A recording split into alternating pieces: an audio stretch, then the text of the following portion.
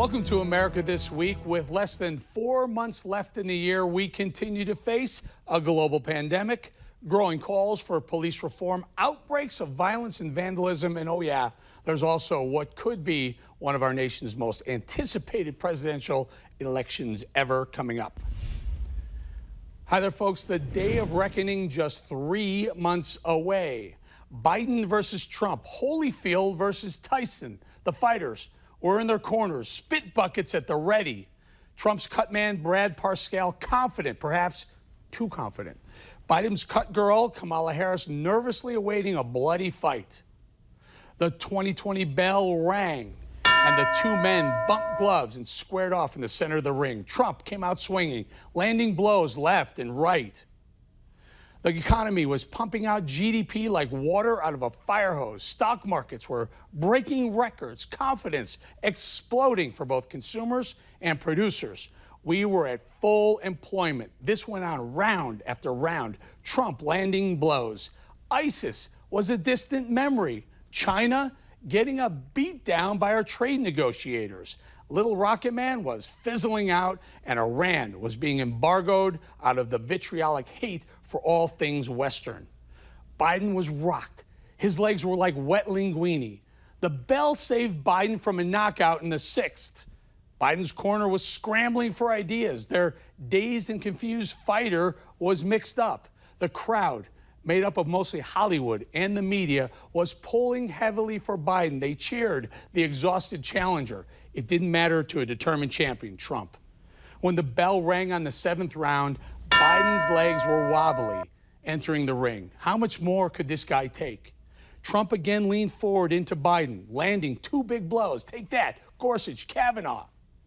Biden was out on his feet, his body being held up only by the ropes. Trump leaned into the defense's former VP as he wound up for the knockout blow. Suddenly, out of nowhere, a punch landed squarely on Trump's jaw. Then a second one, a 1-2 punch nobody saw coming. In fact, the punches came from outside the ring.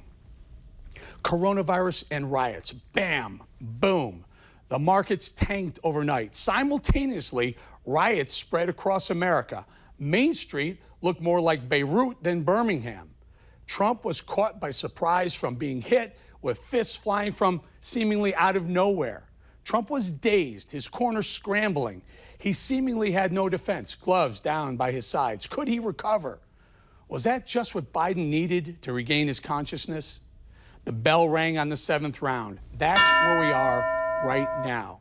In the brief break before the final 3 rounds of a super heavyweight bout, that's where we stand. 2 fighters, both staggered, both on the ropes. Who will dig deep to pull themselves up and finish the other one off? A lot of punches can land in these next 3 months. 3 months is short on a calendar, but an eternity in a heavyweight championship fight and a presidential election. Will the economy come back in time? Will there be a vaccine for the coronavirus before the election? Will rioting continue to plague American cities? These are the questions that will ultimately decide the election. Like it or not, America has a binary choice, Biden or Trump. Now, the way I see it, Joe Biden represents where we are right now in America, while Trump represents where we're heading prior to COVID. Biden backs the removing of funds from police departments and moving those funds to other forms of law enforcement. Trump is a staunch defender of law enforcement at the border and on Main Street. Biden said he'd like to make Beto O'Rourke his gun czar. Beto has told the country he believes in the banning of the most popular firearm in America and making gun ownership a privilege, not a right. Trump backs the Second Amendment to the letter per our Constitution. Biden has outlined massive tax increases. Trump has cut taxes several times in his first term, including a middle-class payroll tax cut this week. For me, I'm pulling for the guy who represents America pre-COVID. Call me crazy. I don't like seeing all these videos of people getting beaten up, businesses being looted, and America looking like the way Seattle, Portland, and Minneapolis have become. America, on November 3rd, you have a choice. You want more of the anarchy, the woke left, cancel culture, and the defunding of police departments, then by all means vote for Biden. But if you want to get back to the business of being the most powerful, the most aspirational, the most generous, and the most prosperous nation on the planet. Vote for Tyson. I mean Trump.